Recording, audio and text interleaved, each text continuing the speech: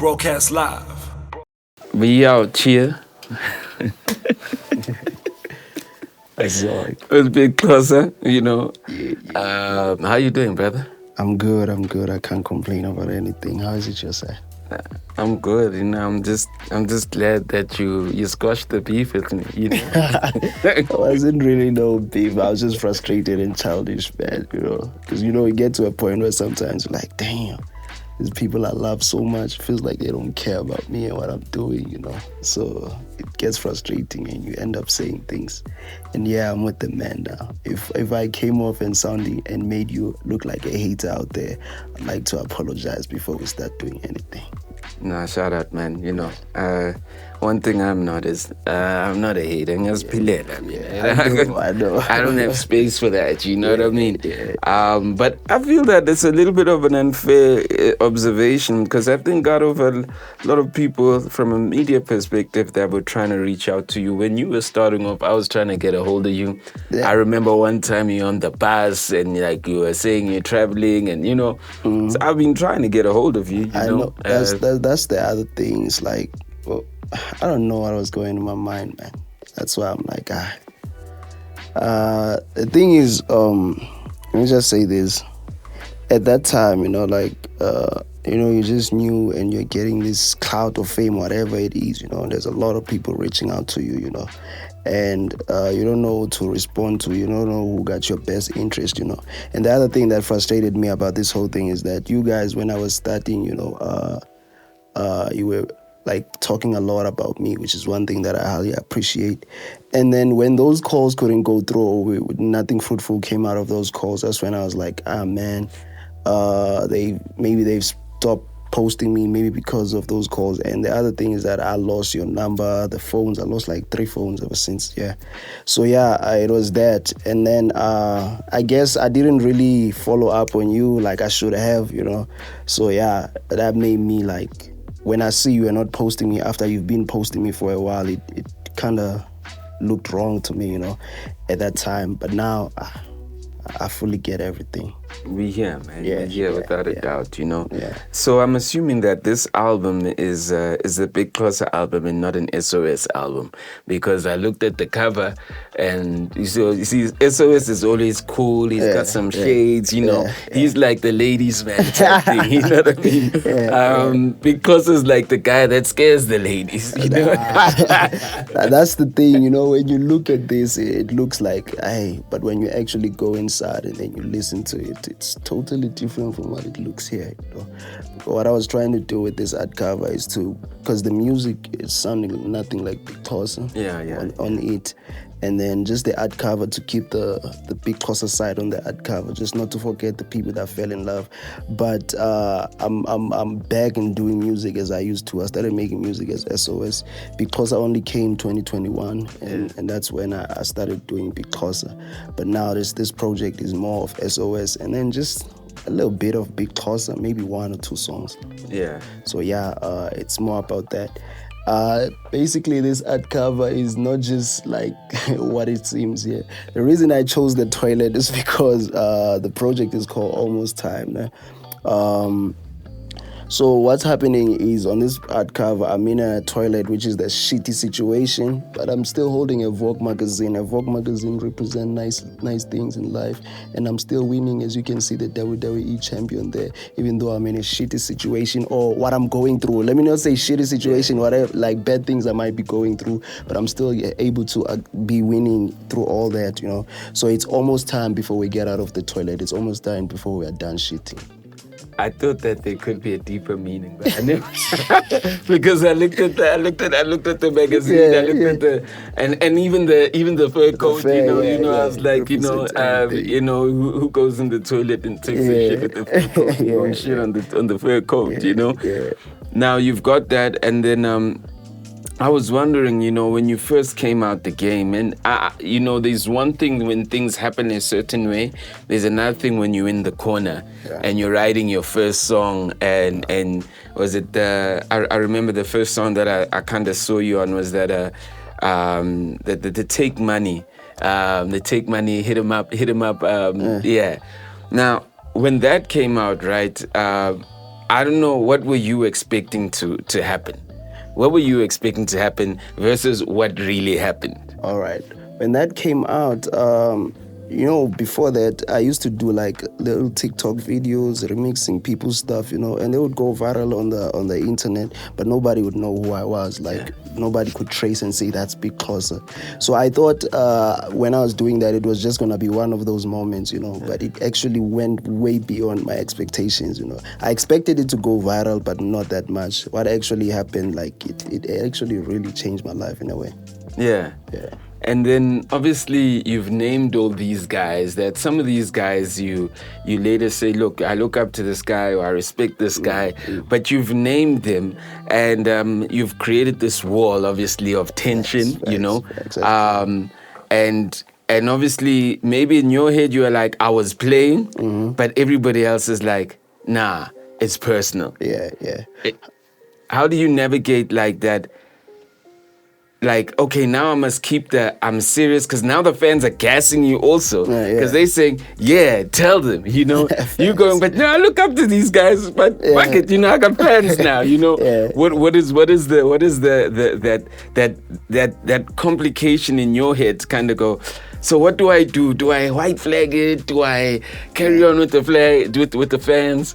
Nah, when I was starting out at first, it's like, because you gotta understand, before I dissed everyone, I was reaching out to everyone like, hey bruh, I can write you a song, but nobody really responded.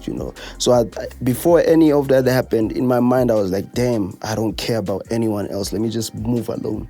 So that's where I'm like, I was not even scared to say anything about anyone, because I didn't really care.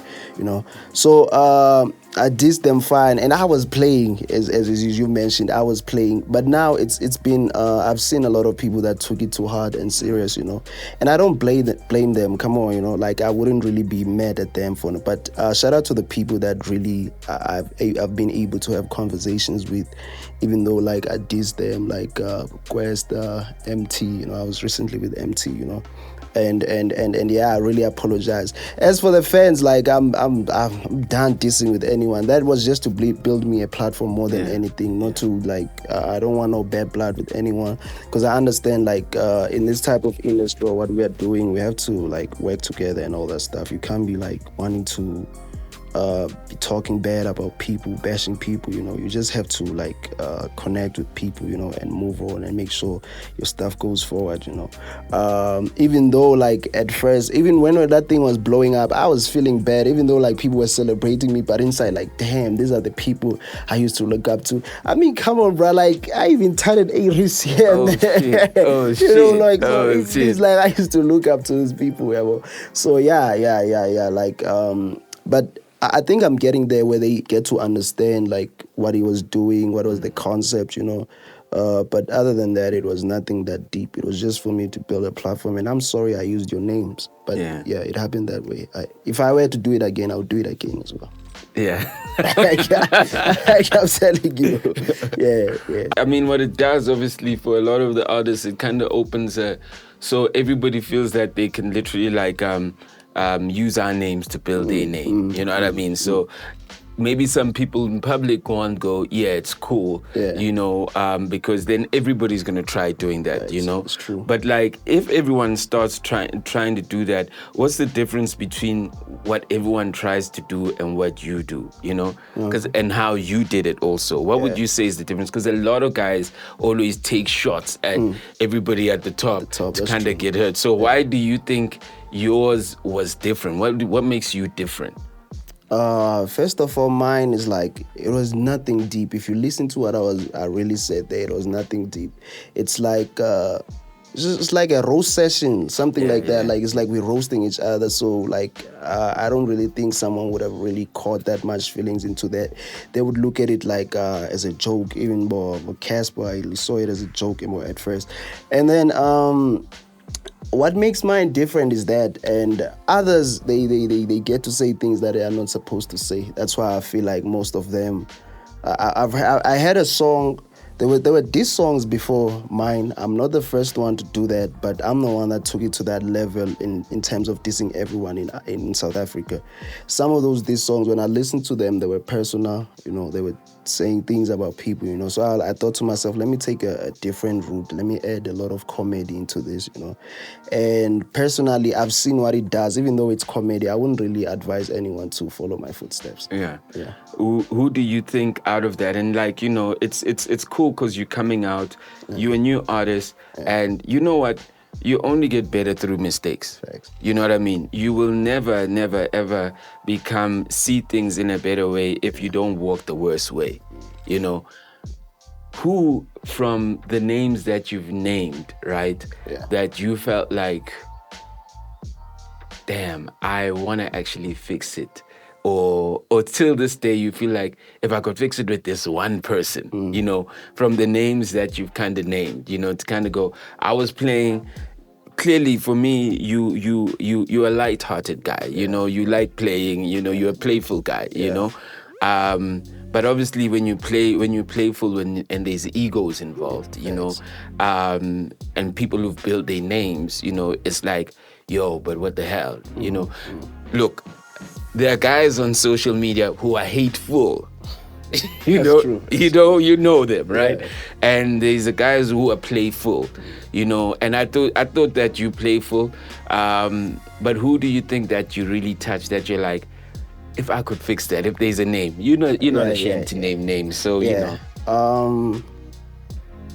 Reece, man, because like I used to listen to Reece a lot. If I could fix that, but I don't think it is though, because I've trolled, I've played so much with his name in a way where I'm like even tattooing him, maybe you might look at it as trolling and what. But one person that I really wanted to fix it with, it was MT. Okay. Yeah, MT, like. We actually met. He actually added me on his live Instagram and we talked about it. And then I told him like, nah, bro, whatever I was saying, I was just playing.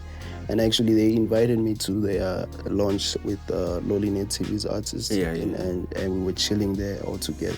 So I feel like things are cool between me and MT. That's one person that I feel like what I said was in, because I said MT Aishams is Aram, which means like, do you understand what is Aram is? Poor, yeah. Yeah, no, not really poor, but poor you, like stuff like that, pitying him and all that, And I felt like that was, not cool. But other than that, others I feel like I was really light. I would like to fix it with everyone, but it was MT and Reece that I know, like, damn. Because the Reece line had a lot of impact. His Zappa Baby Girl, they were using it as a meme and all that stuff. So yeah, MT, I think I'm cool with MT by the looks of things because we're together and all that stuff. But another person is Reece. Yeah. One of the other things that like, and you're an incredible case study, right? Yeah. Because everything about you is about attitude. You were talented, are talented, right? But what you did with your talent, you actually used it to, you almost kind of used it to kind of like say, nobody wants to support me in the industry. And it feels like your attitude got you like minimal love. But it seems somewhere along the way, you changed your attitude. And because you've got talent, like people who are like open were like, yeah, let's find out more. Yeah. What have you learned and what can you teach everyone else about attitude? Because there's a lot of guys with talent, but their attitude is fucked up, right? There's a lot of guys with no talent, with a bad attitude. And there's a lot of guys with no talent with a good attitude who are not going to get anywhere also. You know what I mean? Yeah. What would you say to all the guys that literally are trying to break, but attitude literally closes doors? Because I think you know the difference now. You've seen this. In less than 12 months, you've seen the difference of what attitude does, yeah? Yeah. So what I would advise everyone, or let me just talk about me first, what I realized is that I've been the way I portray myself on the internet has made me to be misinterpreted, in a lot. Because I'm a cool person, I love being around people, but the attitude, like you said, that I show on the internet, it makes me look like an asshole. It makes me look like, it makes me get like minimal love, like you're saying, what I've realized or what I've learned through this is that like I don't have to like be starting stuff with people that don't really have problems with me, in a way of like I don't what I need to do right now, since I've built myself this platform, is to just release music, not going with the political stuff, getting involved in that. Slikour does not support me, Man Band does not support me, that's what I've realized. And yeah, like I never really thought of it that way, but I've seen like, but I never came to terms into thinking like my attitude. I've always been like, oh, maybe they're hating me. But now, since you've mentioned it, it's like, yeah, nobody wants, there's egos involved, So if they feel like my ego is higher than them, why would they reach out to me and all that stuff, So yeah, right now I'm back into like realizing and trying to move correct, and then there's one thing when I was doing a lot of researches that I learned, like I think DJ Academic said, like I've been learning, DJ Academic said it's better to be actually liked than being right, like in terms of me and you can say the same thing on the internet, but if you are liked, what you are saying will be interpreted in a good way than what I will be saying, Because, for example, I'm just going to make an example. Yeah. I'm not saying they were hating, but the way it seemed to me, me versus Big Zulu, I dissed the people first, and then Big Zulu dissed these people second. But Big Zulu stuff got more reception because it's more liked, and I would assume that, it got like that welcome. Even the people where it was warm. It was warm, So that's what I was saying. So it's better to be liked than being right, especially in the industry that we are at, Yeah, so it's better to build relationships than like, you'll never know who you'll need, So yeah. So that's what I've realized as I'm growing. Like, no, man, you don't have to, like, literally nobody did anything to you, so you don't have to take this route alone. Yeah. You can just work with everyone, And you can also close it and not try also have your ego and go, you know what, I was really dissing you. You can say, I was playing gents, True. And with, like, as I see it, it's really like a case of, what you gotta do though, what I like about you is your personality. I mean, don't be industry, Don't be like this guy who's safe, You'll build relationships with some of your peers where like you can play around and diss each other. And when people literally kind of go, it's your guy's thing. It's who you are, because that also makes you different, because when you become SOS, then you become like a lot of other rappers. That's right? True. Which literally now you're competing with a lot of other rappers. But when you actually Big Xhosa, which is like, there's only one Big Xhosa, it almost like makes you stand out, right? But like now it's about how do you choose how you become playful? How are girls taking some of the things that you say,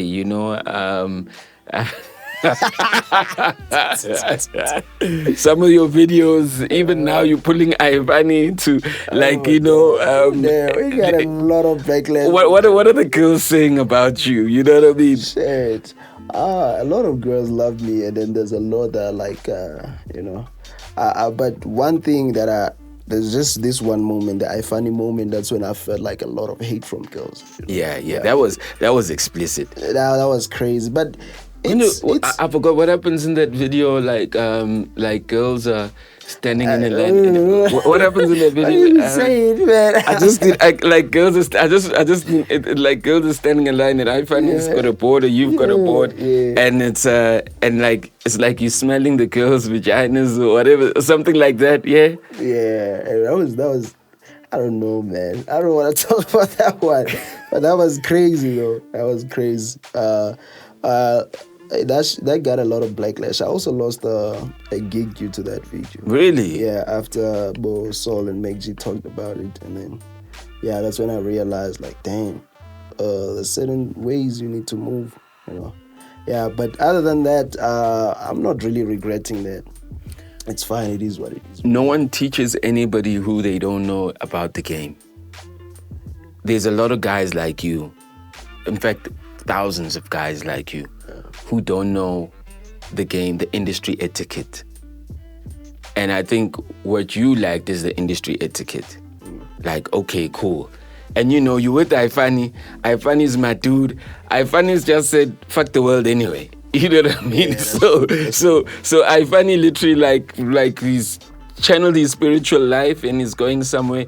He's literally said, I don't want to abide in industry etiquette. He's almost like kind of made a life of his own on his side. Yeah, so you want to come in the industry though. And so he's not almost like the best guy to kind of like give you industry etiquette. He can guide you on game, he can guide you. But industry etiquette is something else. And the problem is that like industry etiquette also takes away, you mustn't lose yourself in industry etiquette though. You know, so that's why you kind of drop that video. You saying, this video is dope. The concept, I'm sure you guys are sitting saying, that's a dope concept, Yeah. Like, did the girls come to the shoot? We got the shoot. And y'all were watching that going, this is going to fuck shit up. But there's things like industry etiquette, which thousands of people don't know about in the game. And things like that just push you out. The only reason you're in the game is because you are a fighter. And you've been fighting. Yeah, that's true. And I think what a lot of guys need to look at, like younger guys coming in, they need to look at just that fighting spirit, but also learn from your mistakes also to kind of go, this is not how we move, When I was looking at listening to the album, you literally gave us a short 20 minutes. 23 minutes, yeah. Yeah. Why did you make it so? I mean, I feel like you have so much content, you have videos. Why did you make it so short? It's because this is not the actual album. It's just the mixtape that I felt like, let me just drop a body of work.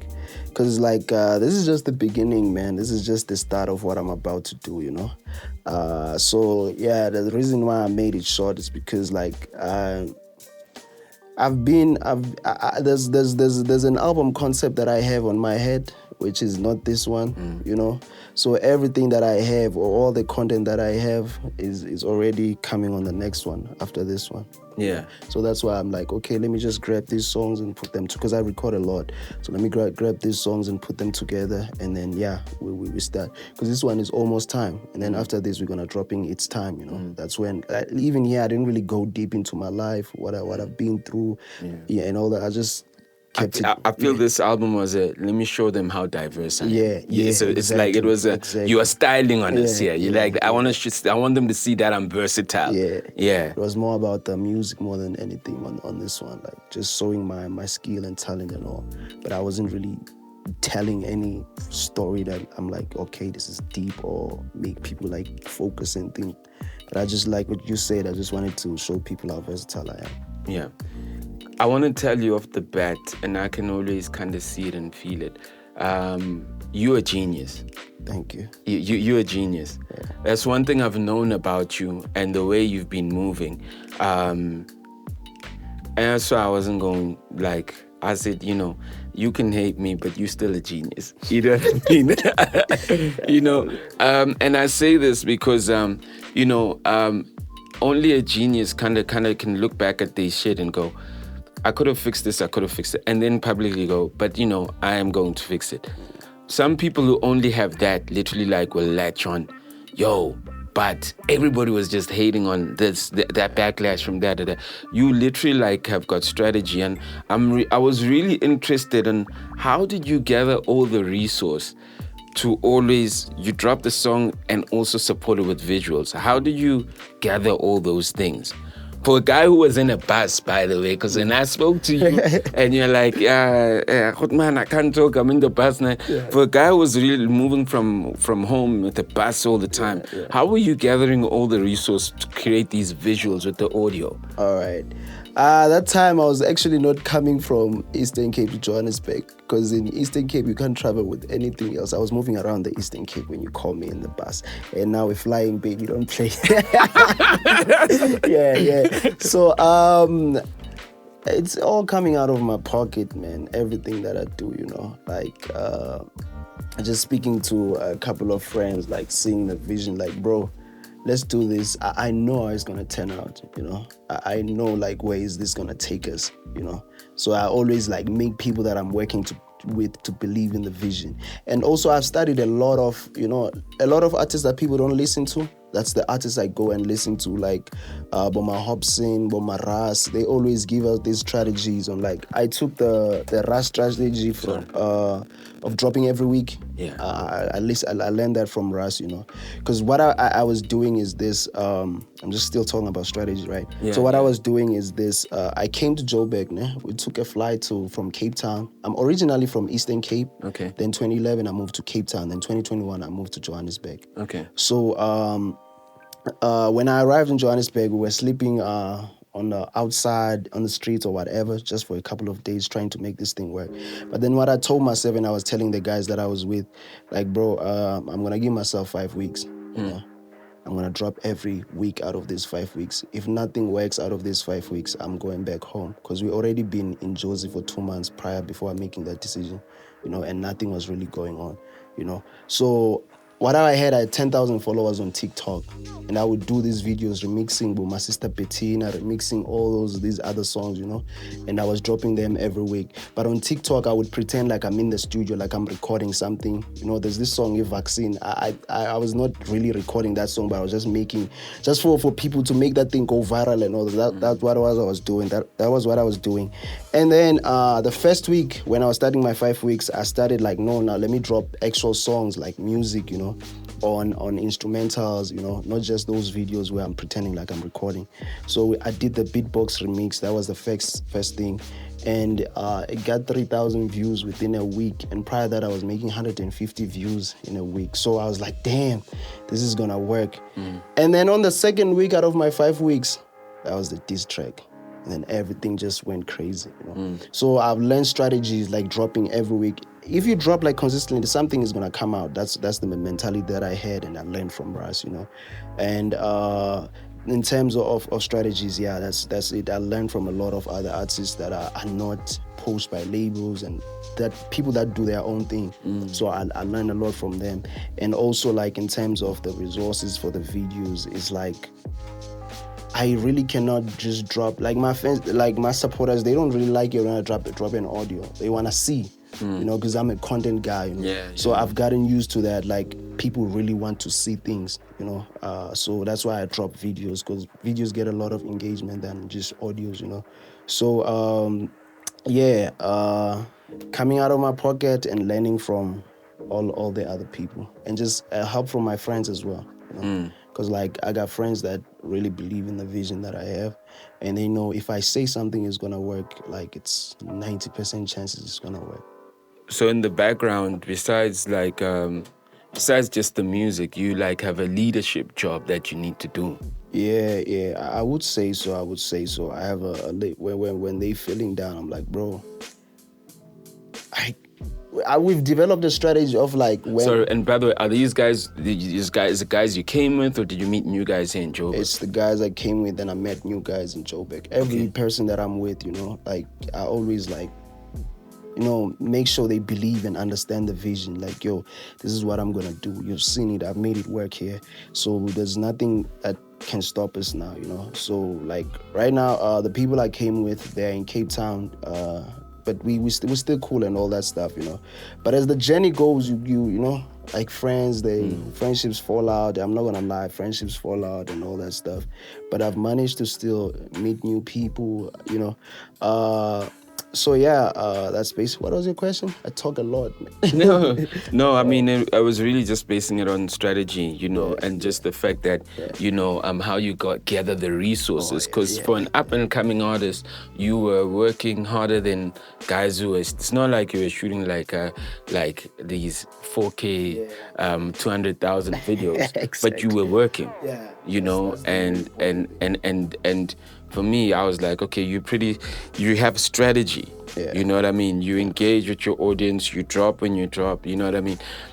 That's really what I was asking. I was just trying to figure out how you put all these resources together for an artist that is up and coming, Yeah. or Yeah. or fair maybe for a broke artist. Yeah. I mean, it's fair. I mean, listen, because there's a lot of artists who are saying I'm broke, and if I cannot use those words, there's a broke artist that's gonna go, but how did you do it? Yeah. First 4 or 5 videos that we did. Let me just tell. Let's see the diss track. Yeah. It costed me 150 rands.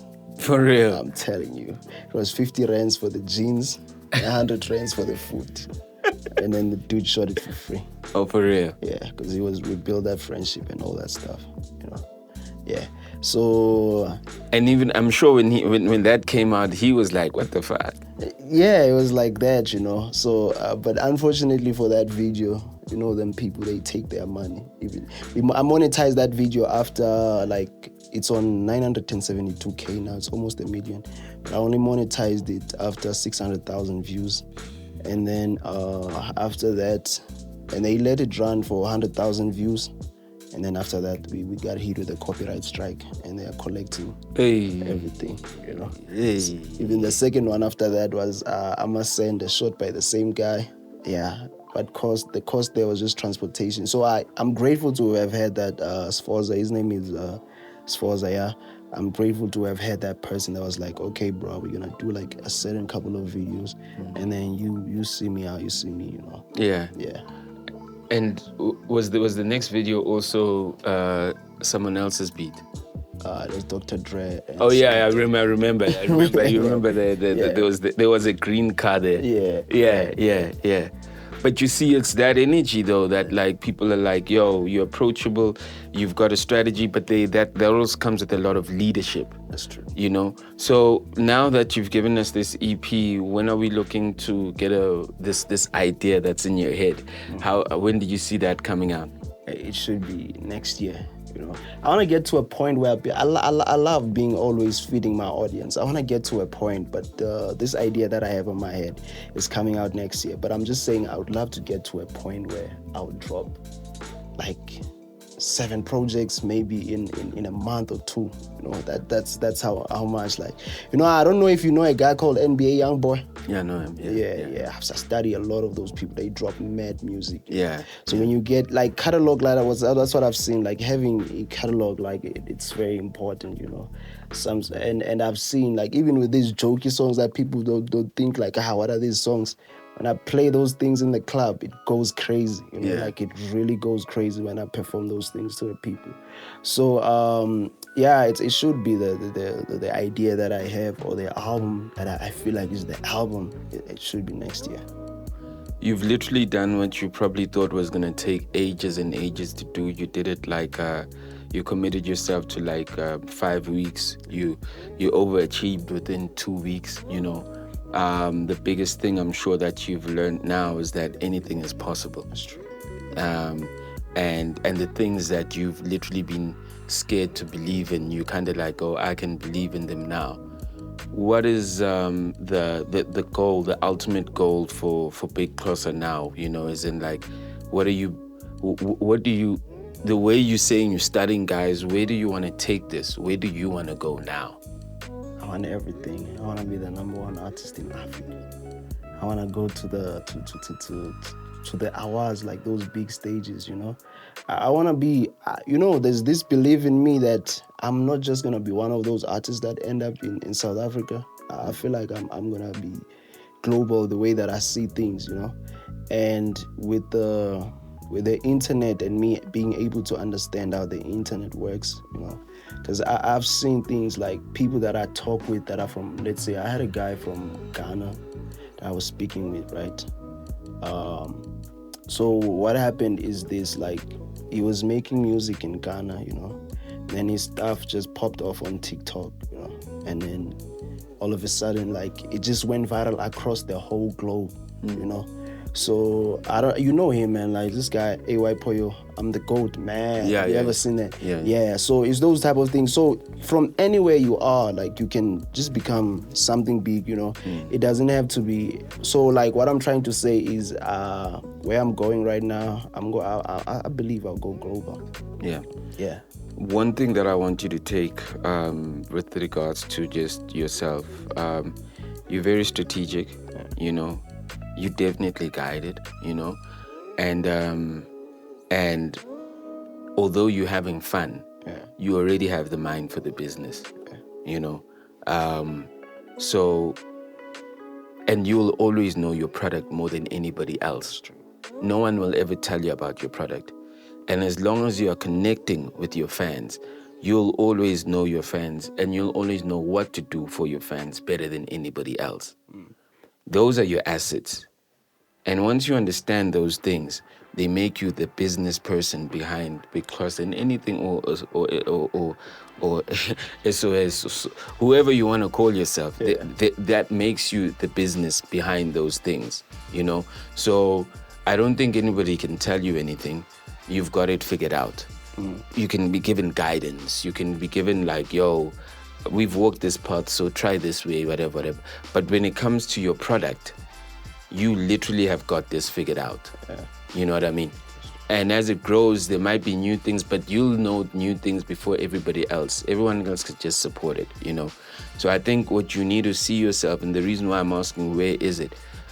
Never ever just see yourself as Big Xhosa, SOS, but also see yourself as the business that's handling those things. Your mind must always be that, because you already got that mind, you know? So it doesn't matter where you are. You actually know things that like other people who are far in their careers don't know already. You know? Yeah, it's true. Because you've studied the industry from the bottom, not from the top. So keep doing what you're doing, you know? And, you know, since we don't have any more beef, you know, which we never had, you know, we'll always support you. And congratulations on this discovery, this path, you know, and being a good and a bad example to people who are trying to learn, because we need good and bad examples for us to strengthen what we really want to be, whoever else is watching you. Yeah, appreciate that. Big Xhosa, SOS, whatever he's gonna call himself next, you know. Say Big X, man. Big X, you know. Come on, man. Go get the new project right now. Streaming on all platforms. It's his first official project. It's the one he was saying that I was trying to do a deal with him and I'm hating on him because we never did a deal. That's the one. Go check it out. You know what I mean? Shout out. Broadcast live